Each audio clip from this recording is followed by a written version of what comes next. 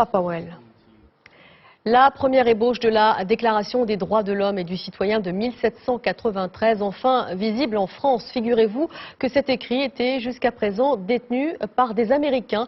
Il vient d'être racheté par la France et il est visible au musée des lettres et manuscrits à Paris. Pascal Sorgue et Pierre-Julien Kiers nous retracent l'histoire de ce texte fondateur.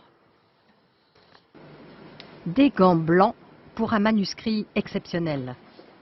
L'ébauche de la Déclaration des droits de l'homme et du citoyen de 1793, préambule à la première constitution républicaine de l'histoire de la France, nous sommes en l'an 1 de la République. Ce document, dont on avait perdu toute trace depuis la Révolution, a été retrouvé par hasard dans une vente aux États-Unis il y a seulement quelques semaines. Il y a eu des enchérisseurs, bien sûr, nous avons enchéri, mais pas énormément, donc nous l'avons eu assez facilement. Année 1793. Tandis que s'ébauche cette constitution, annotée 98 fois par Gilbert Rome, l'inventeur du calendrier révolutionnaire, c'est la terreur, on guillotine à tout va. Pour ces raisons, elle sera promulguée mais jamais appliquée, et pourtant.